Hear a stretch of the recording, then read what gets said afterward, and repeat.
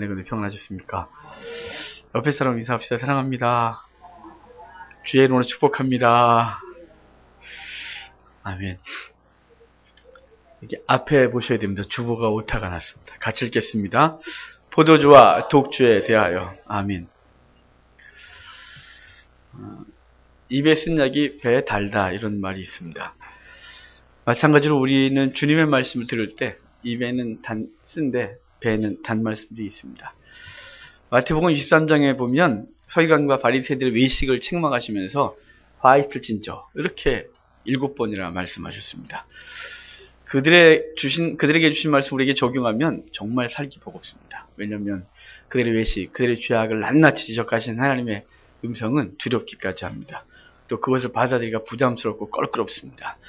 이 땅의 것들을 본능적으로 좋아하는 우리들에게 이 땅의 것들을 분토와 같이 여기라는 주의 말씀은 받아들이기가 쉽지 않습니다.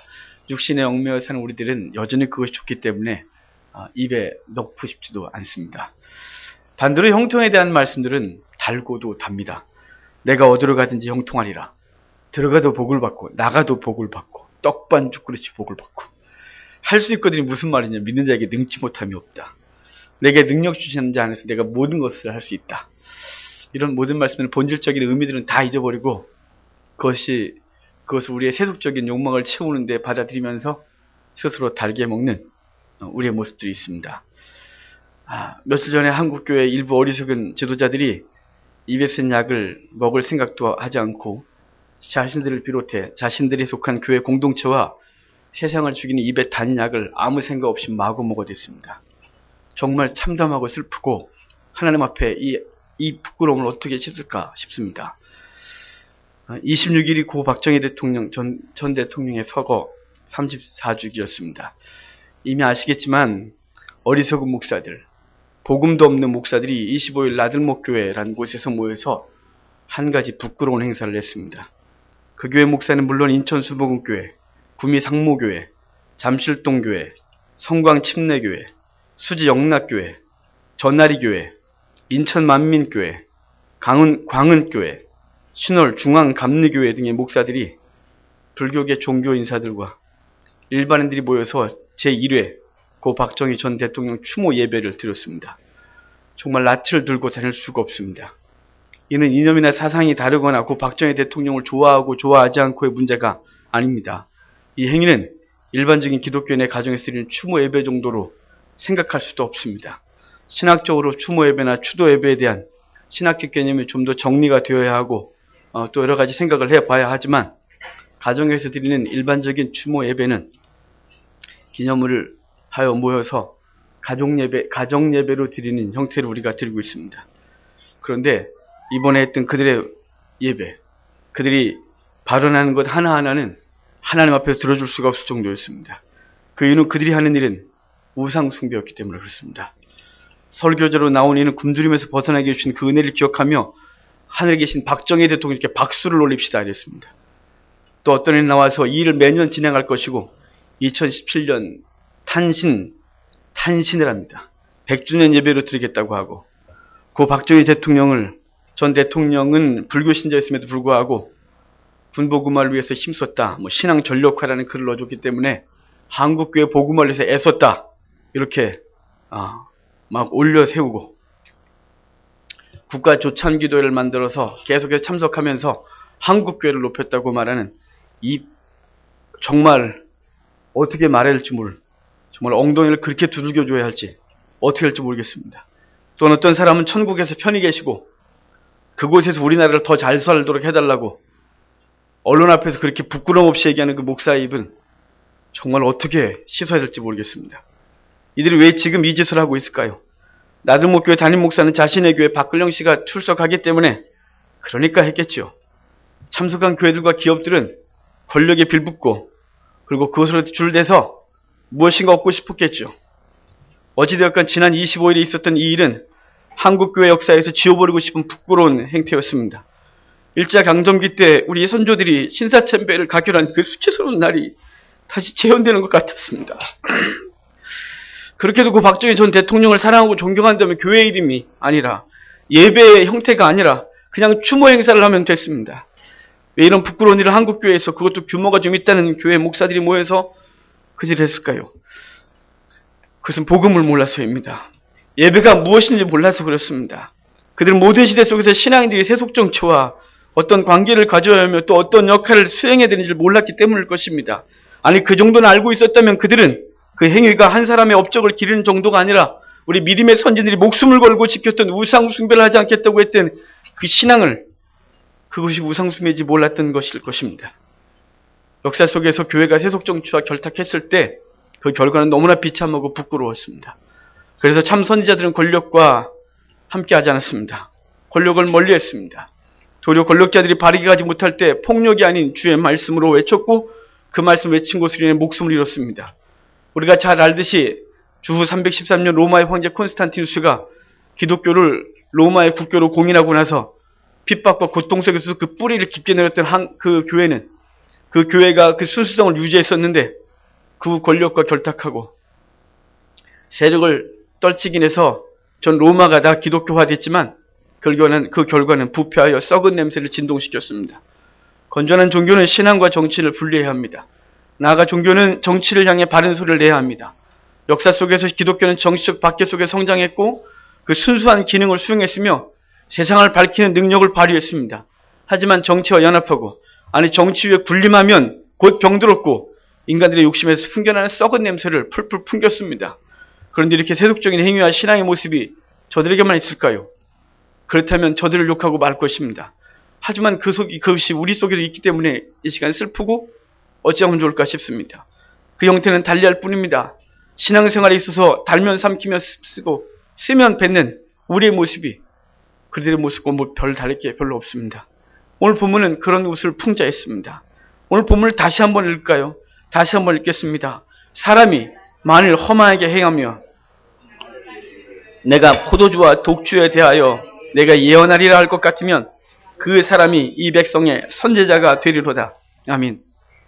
미가 선지자가 활동할 때는 요담, 아하스, 히스기야 왕이란 왕이 활동할 때, 통치할 때 그때 활동했습니다.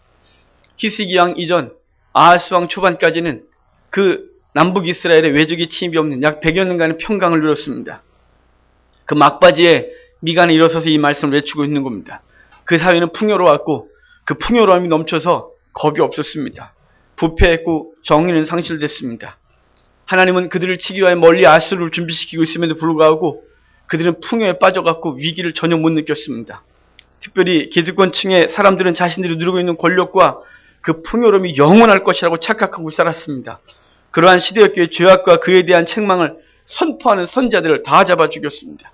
그리고 그들은 듣지 않았습니다. 외치면 듣고 싶어 하지 않았습니다. 외치지 말라고 했습니다. 하나님의 말씀을 전하면 욕으로 여겼습니다. 그들을 향하여 경건하게 살고자 하는 자들을 포도주를 먹으라. 이래서 나시린 서운한 자들에게 나시는 게 뭐 중요하냐고, 거룩하게 사는 게 중요하지 않다고 했던 시대에 그들은 살았습니다. 그러한 선지자가 사라졌습니다. 말씀을 전하는 자들이 없었습니다. 선지자들은 자신의 사명을 잊고 세상과 결탁하여 바른 말씀인지 그릇된 말씀인지 구분하지 못하고 전했습니다.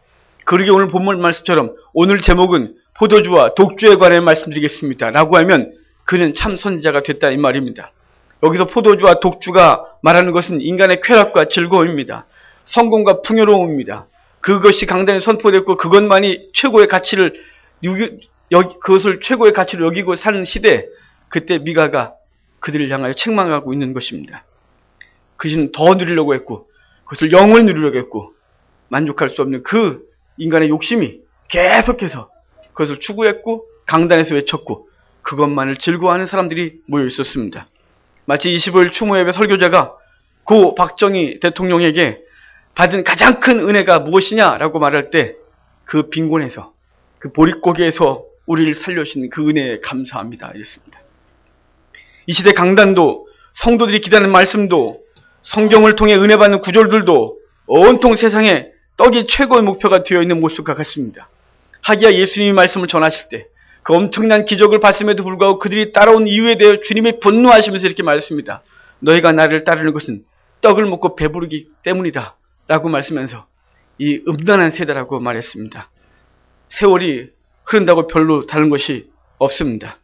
여전히 이 땅의 사람들의 소망은 떡에 있고 그 떡을 추구하고 강단에서도 교회에서도 떡이 최고의 가치를 가지고 살아가는 것입니다. 그것 없이는 신앙할 이유가 없습니다. 그것 빼고는 할 말이 없습니다. 이 시대는 썩었고 회복될 가능성이 전혀 없는 시대에 저와 여러분 살고 있다는 것은 비참합니다. 세상에서 말합니다. 교회는 이제 정화할 능력을 잃어버렸다고. 교회는 아무 힘이 없어졌다고. 정말 슬프고 부끄럽습니다. 그러게 바울은 디모데에게 편지를 쓰면서 말하기를 이 땅의 떡에 대한 관심을 내려놓을 것을 말씀했습니다. 디모데전서 6장 8절로 10절에 우리가 먹을 것과 입을 것이 있은즉 족한 줄로 알 것이니라. 부하려 하는 자들은 시험과 올무와 여러 가지 어리석고 해로운 욕심에 떨어지나니 곧 사람으로 파멸과 멸망에 빠지게 하는 것이라. 돈을 사랑하며 일만하게 뿌리가 되나니 이것을 탐내는 자들은 미혹을 받아 믿음에서 떠나 많은 근심으로서 자기를 찔렀다. 이렇게 말했습니다. 성령을 위하여 심는 그 사람들은 육체를 위하여 심는 사람과 다릅니다. 그들은 육체를 위해 심는 자는 반드시 썩어질 것을 거두지만 성령을 심는 자들은 반드시 영생을 거두게 됩니다. 성령을 심는 것과 육체를 심는 것 같이 가기가 버겁습니다. 아니 절대로 같이 갈지 못할 수도 있습니다. 그러기에 주님은 이렇게 말했습니다. 너희는 먼저 그의 나라와 의를 구해라. 우리가 구해야 될 것이 무엇입니까? 하나님의 나라, 하나님의 뜻, 이 땅 가운데 하나님의 영광이 드러나고 하나님의 복음이 미쳐서 그 복음을 듣는 사람들이 주님을 영접하고 천국 백성 되게 하는 그것 아니겠습니까? 주의 나라와 의를 구해라. 그리하면 이 모든 것을 더 하시겠다고 하는 약속을 줬습니다. 갈라디아서 6장 8절에서 자기 육체를 위하여 심는 자는 육체로 썩어질 것을 거두고 성령을 위하여 심는 자는 성령으로부터 영생을 거두리라 라고 하는 말씀을 항상 기억해야 합니다. 성령을 위하여 심는 자는 반드시 영생을 거두게 되는 것입니다. 하지만 육체를 위하여 심는 자는 육체로부터 썩어질 것을 반드시 거두게 되는 것입니다. 그래서 야고보 사도는 그의 서신 5장 1절로 6절에서 이렇게 말했습니다. 들으라 부한자들아 너희에게 임할 고생으로 말미암아 울고 통곡해라. 너희 재물은 썩었고 너희 옷은 좀 먹었으며 너희 금과 은은 녹이 쓸었으니 이 녹이 너희에게 증거가 되며 불같이 너희 살을 먹으리라. 너희가 말세에 재물을 쌓았도다. 보라 너희 밭에서 추수한 품꾼에게 주지 않은 삭시 소리 지르며 그 추수한 자의 우는 소리가 만군의 주의 귀에 들렸느니라. 너희가 땅에서 사치하고 방종하여 살육의 날에 너희의 마음을 살찌게 하였도다. 너희는 의인을 정죄하고 죽였으나 그는 너희에게 대항하지 아니하였다 했습니다. 여기서 부한자들은 일반적인 부자를 말하는 게 아닙니다. 하나님 없이 불의하게 살아가는 부자들을 말합니다. 부자는 얼마 이상을 가진 사람을 부자라고 말하는 것이 아니라 하나님이 하는 부 자체를 추구하며 부가 신이 된 사람들을 말하는 것입니다. 하나님 나라와 부는 상관없는 오직 부만 추구하는 이 어리석은 사람들을 향하여 성경은 계속해서 망할 것이라고 말했습니다. 고 박정희 전 대통령을 추모하며 예배하던 일이 최고의 가치로 여긴 것은 바로 이 땅의 떡입니다. 그의 공과를 논하려고 하는 것이 아닙니다. 분명히 그는 공로가 있습니다. 하지만 그를 천국 백성이라고 말하면서까지 추켜 세워서는 안 됩니다. 그는 살아있을 때 이렇게 말했습니다. 서구적 가치관을 추종하는 풍조를 지적하며 기독교계를 비판했으며 국적이든 종교로서의 신라 불교를 여러 차례 강조한 바 있으면서 이 불교를 숭상해야 될 것에 대하여 얘기했었습니다. 그리고 그도 그랬고 유경수 여사도 불교 신자였습니다. 그런데 어떻게 예수님의 이름으로 그를 예배합니까? 천국을 논합니까? 그것은 바로 그가 일으킨 경제적인 발전을 통해서 떡을 먹었기 때문입니다. 떡이 최고이기 때문에 떡을 주신 그를 신으로 여기는 것입니다. 하지만 목사들의 예배의 형태를 빌려서 강단에서 예배하면 안 됩니다. 십자가를 떼버리고 거기에 박정희 얼굴을 붙여놓고 신처럼 섬겨서는 안 되는 것입니다. 한 인간을 하나님 주신 은혜를 찬송하지 아니하고 목사들이 한 사람이 찬송받아야 될 예배를 드려서는 안 되는 것입니다. 이런 자들을 가리켜 구약에서는 거짓 선자라고 말하는 것입니다. 에스겔 선자는 그들의 하는 행태를 가리켜 너희가 두어 웅큼 보리와 두어 조각 떡을 위하여 나를 내 백성 가운데서 욕되게 하여 거짓말을 고지듣는 내 백성에게 너희가 거짓말을 지어내어 죽지 않을 영혼을 죽이고 살지 못할 영혼을 살렸다 이렇게 말했습니다. 두어 조각 떡 때문에 하나님이 아닌 사람, 하나님의 영광을 가려버린 그 시대 선자들을 거짓 선자라고 했는데 이 시대 우리도 비슷합니다. 이 땅의 사역자들과 성도들은 바르지 않은 것과 바른 것을 바르지 않은 것은 바르지 않다고 해야 되고 바른 것은 바르다고 해야 됩니다. 정권의 빌부터 무엇인가 이득을 취하려고 하지 말고 그 권력이 잘못했을 때 잘못되었다고 외쳐야 하는 것입니다. 잘못했다고 외칠 용기가 없다면 하나님 앞에서 무릎 꿇고 기도해야 됩니다. 그가 천국 갔다고 하는 것은 어릴 때 초등학교 때, 국민학교 때 동네 교회 다녔었답니다. 그걸 근거로 천국에 있다고 말하고, 그래서 살지 못할 영혼 살리고 죽지 못할 죽어야 될 영혼 살리는 이런 이상한 일을 하고 있다 이 말입니다. 우리는 어떤 상황 속에서든지 하나님을 기쁘게 해야 됩니다. 사도 바울은 갈라디아 교회에 편지하면서 이제 내가 사람들에게 좋게 하랴, 하나님께 좋게 하랴, 사람들에게 기쁨을 구하랴, 내가 지금까지 사람의 기쁨을 구했다면 그리스도의 종이 아니니라 라고 했습니다. 바울이 왜 갈라디아 교회에게 이 말씀을 썼을까요? 바울은 갈라디아 지역에서 복음을 전하면서 돌에 맞아 죽을 뻔했었습니다. 생명 걸고 전한 복음이 시간이 지나면서 복음이 왜곡됐습니다. 유대인들이 들어와 아니야, 믿음으로만 아니라 할례를 행해야 돼, 율법으로도 구원받는 것이라고 말했습니다. 이것에 대해 사도 바울이 분노하면서 다른 복음을 없나니 다른 복음을 전하면 저주를 받아라 이렇게 말했습니다. 혼란스러워하는 그들을 향하여 외쳤습니다. 아니라고. 그러면 사도 바울이 내가 사람을 기쁘게 하랴, 하나님을 기쁘게 하랴, 내가 사람을 기쁘게 했다면 내가 그리스도의 종이 아니다 이렇게 말한 것은 무엇일까요? 유대인들의 눈치를 보면서, 유대인들이 교회 주축이니까, 회당에서 유대인들이 모여 있으니까 그들의 눈치를 보며 그것도 괜찮은 것 같고 그것도 해야 된다고 말아서 내가 그들의 눈치를 본다면 내가 그리스도의 종이 아니다 이렇게 말한 것입니다. 바울의 이러한 자세는 기독교를 박해했던 유대교에게만 국한된 것이 아닙니다. 바울이 안디옥에 있을 때 베드로와 바나바 그리고 이방인들과 함께 식탁을 나눴었습니다. 이때 예루살렘으로부터 유대인들이 왔습니다. 그 유대인들이 방문했을 때 식탁에 앉았던 베드로가 깜짝 놀라 일어나 도망갔습니다. 바나바가 그것을 보고 도망갔습니다. 바울이 그들을 불러다가 심하게 책망했습니다. 너희는 유대인으로서 유대인답게 살지 못하면서 이방인으로 유대인답게 살고자 하느냐? 이렇게 하면서 율법에 얽매여 있는 사람의 눈치를 보는 그들을 책망했다 이것입니다. 마찬가지로 이 땅의 사람들이 좋아하는 이야기, 기득권들이 좋아하는 이야기를 하며 그들로부터 인기를 얻기를 바라며 바르지 않은 소리를 하는 것은 에스겔이 지적했던 거짓 선지자입니다. 그런데 이러한 현상을 말씀을 전하는 자들에게만 국한되느냐? 그렇지 않습니다. 말씀을 듣는 이들도 그것을 좋아하고 자신에게 좋은 소리만 해주는 사람을 찾아다니기 때문입니다. 그래서 바울은 말세의 한 현상을 이렇게 말했습니다. 때가 이르리니 사람이 바른 교훈을 받지 아니하며 귀가 가려워서 자기의 사욕을 따를 스승을 많이 두고 또 그 귀를 진리에서 돌이켜 허탄한 이야기를 따르리라 라고 했습니다. 이것은 똑같습니다. 전하는 자도 세상이 좋은 소리를 냈고 듣는 자들도 듣기 싫은 소리를 듣고 싶지 아니하고 이것저것 옮겨가면서 자기가 듣고 싶은 얘기만 듣고자 하는 이 말세를 이미 그때 말했다 이것입니다. 여러분, 듣고 싶은 소리만 듣는 것은 지혜로운 것이 아닙니다. 때로는 쓴 얘기, 그것이 우리에게 약이 되는 것입니다. 그 얘기를 듣고 분노하고 열이 받고 지가 목사야? 지가 뭔데 나한테 이런 소리를 내? 이렇게 성질이 나도 돌아서서 주의 말씀을 받아들이고 주님, 내가 바르지 않았다고 돌이키는 것이 지혜입니다.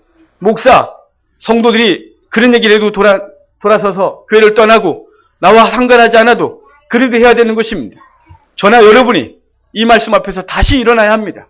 하나님 말씀을 전하는 저는 더 깨어 있어야 하고 듣는 여러분들은 주의 말씀이면 그것이 내게 쓰고 아프고 괴롭고 기분 나쁘고 성질이 나도 아멘하고 받아들여야 하는 것입니다. 그것이 하나님 앞에서 우리가 지혜롭게 사는 것입니다. 자신의 욕심을 따라 스승을 많이 둔다는 것은 자신의 좋은 소리만 듣고자 하는 것입니다. 요즘은 채널을 돌리면 자기들이 좋아하는 소리 너무너무 많이 합니다. 특별히 기독교 방송들 온통 그런 소리만 떠들어대고 진리가 선포되지 않는 이 답답한 현실 가운데 우리는 살아가고 있습니다. 북이스라엘에 아합이라는 왕이 있지 않습니까? 그는 두로의 공주인 이세벨과 결혼하고 나라를 부강하게 했습니다. 하지만 이세벨이 갖고 온 바알 신앙을 그 나라의 종교로 받아들이면서 하나님 앞에 진노를 샀고 하나님이 결국은 그를 죽이기로 작정하셨습니다. 위쪽에는 아람과의 전쟁에 나갔을 때 그가 자신만 나가지 아니하고 연합관계에 있던 남유다왕 여호사밧을 불렀고 여호사밧이 군대를 끌고 나와 전쟁에 나가려고 했습니다. 여호사밧은 하나님의 사람이라 아합에게 묻습니다. 하나님의 사람들 어느냐? 그에게 묻고 나가자고. 그랬더니 선지자 400명이 모여 이렇게 말합니다. 올라가소서 그 성읍을 취하리이다. 올라가소서 이기리이다. 라고 외쳤습니다. 여호사밧 보기에는 그들은 다 거짓 같았습니다. 그래서 제대로 된 선지자 하나 없느냐고. 그랬더니 한 명 있답니다. 평소에 자기한테 별로 좋은 소리 하지 않는 사람, 듣기에 거북한 한 사람이 있답니다. 미가야, 그를 불러왔습니다. 미가에게 묻습니다. 어떡할까? 미가야가 올라가라고. 그랬더니 이렇게 말합니다. 평소처럼 네가 하던 대로 하라고. 미가야가 말합니다. 당신 올라가서 죽을 것이라고. 거짓 선지자 중에 하나 시드기야로 와서 미가야를 뺨을 때렸고 자기에게 말씀하는 하나님이 진리고 너에게 말씀하신 것이 거짓이라고 이러면서 미가야를 아합이 감옥에 가두고 전쟁에 나갔습니다. 결국은 아합은 적지 쏜 화살에 맞아 죽었고 그의 피를 개들이 핥아먹는 부끄러운 아주 참담한 현실을 맞이할 수밖에 없었습니다. 거짓 선지자와 거짓 선지자의 말을 좋아하는 자의 결국은 최후의 죽음입니다. 그러므로 전하는 자나 듣는 자들이 모두 하나님 말씀 앞에 정직하고 겸손해야 합니다. 그것이 지혜로운 것입니다. 이게 쓴 약이 반드시 배에 달게 되는 것입니다. 그런데 이렇게 바른 말을 하면 세상이 싫어합니다. 주님도 요한복음 7장 7절에서 이렇게 말했습니다. 세상이 너를 미워하지 아니하되 나를 미워하나니 이는 내가 세상의 일들을 악하다고 증언함이라. 우리를 미워하면 예수님을 미워하는 것이고 왜 예수님을 미워하냐면 예수님이 세상을 악하다라고 말했기 때문입니다. 그러니까 저나 여러분이 세상을 향하여 악하다 이렇게 말하는 것으로 인하여 미움을 받는 건 당연한 것입니다. 복음과 함께 고난을 당하는 것입니다. 고난, 예수 그리스도의 행위야. 예수 그리스도께서 말씀하셨던 것을 전하면 반드시 세상이 싫어하게 되는 것입니다. 그래서 세상이 우리를 미워한다 이 말입니다. 베드로가 성령 임한 후에 나가 복음을 전했습니다. 복음을 전하는 많은 사람들이 찔림을 받고 돌아와 주께 주님을 믿고 영접했습니다. 안진뱅이를 일으키는 놀라운 일이 벌어졌습니다. 그랬을 때 사람들은 그리스도께 돌아왔습니다. 하지만 당국자들은 돌아오지 않았습니다. 도리어 사도 바울을 베드로와 그 일행들을 잡아다가 옥에 가두고 그리고 그들을 풀어주면서 말하기를 예수의 이름으로 다시는 이 이야기를 전하지 마라 했습니다. 베드로와 그의 사람들이 말하기를 이렇게 말했습니다. 너희의 말을 듣는 것이 하나님의 말씀을 듣는 것보다 좋은가 판단해라.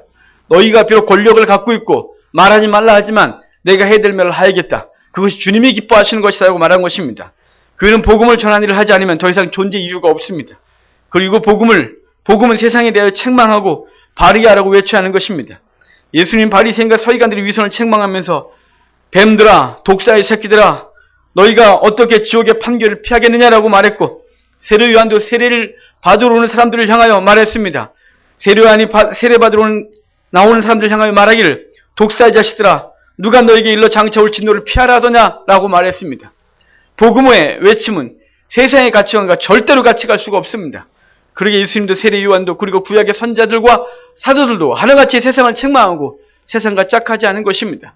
우리는 세상의 가치에 대항하고 외쳐야 합니다.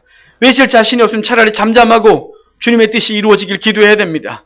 앞장서서 세상의 것들을 교회 내에 가지고 들어와 복음이 아닌 가짜들을 복음인 양 성도들이 가르쳐서 성도들로 하여금 복음인지 복음이 아닌지를 헷갈리게 해서는 안 되는 것입니다. 성도들이 약한 세대의 복음이 무엇인지 여러분도 분별할 줄 알아야 합니다. 그래야 이 강단에선 거짓 선자들이 회개하고 돌이키고 그들도 참 복음이 무엇인지 연구하고 끙끙거리고 바르게 전할 수 있는 것 아니겠습니까? 성도들이 영적인 분별력을 가지라고 하니까 신비적인 분별력을 가지라 이렇게 오해하지 마십시오. 분별력은 딱 하나입니다. 텍스트, 성경을 가지고 하는 것입니다. 성경을 보려면 아무것도 분별할 능력이 없는 것입니다. 느낌을 합니까? 꿈을 꿔야 하는 것입니까? 아닙니다. 말씀을 통하여 주님을 알면 이 말씀이 우리로 하여금 영적 분별력을 갖게 되는 것이라 이 말입니다. 그래서 그가 무슨 소리를 하느니 그것이 바른지 아닌지를 그냥 한다 이것입니다. 그냥 고민할 것도 없습니다. 기도해 볼 것도 없습니다. 한국교회가 그렇게 오염됐습니까? 분별력이 없어졌습니다. 강단에서 선포하는 자들도 복음인지 비복음인지 알 수도 없는 소리를 막 떠들어댔고 그리고 듣는 자들도 비복음인지 복음인지 알 수 없이 자신의 귀에 달면 무조건 삼켜버렸습니다. 그래서 이제는 쓴 약을 던져주면 못 먹겠다고 뱉어버리고 나가서 한국교회가 1200만이었는데 지금 600만으로 줄은 거 아닌가, 800만으로 준 거 아니겠습니까? 왠가요? 그동안 복음이 아닌 것을 복음인 줄 착각하고 교회 내에 허수가 그렇게 많이 몰려왔었습니다. 이젠 그들을 향하여 쓴맛을 던져주니 예전에 깨어있는 자들이 일어나서 이것이 복음이라고 외치니까 너무 힘든 것입니다. 그것을 받아들일 능력이 우리 속에 없는 것입니다. 여러분, 하나님 앞에서 우리가 깨어있기를 바랍니다. 성도 여러분, 교회는 세상의 정치 권력과 가까이서는 안 됩니다. 그렇다고 교회 성도들이 정치하지 마라 이런 뜻은 아닙니다. 정치도 나와야 하는 것입니다. 이 말은 권력이 대표하는 세속적인 모든 것과 종교는 가까이 하면 무던지게 된다는 것입니다. 인기라는 권력, 재물이라는 권력, 대형화라는 권력 등을 등에 업는 순간 교회는 반드시 부패합니다. 결국 하나님의 촛대가 옮겨지고 마는 것입니다.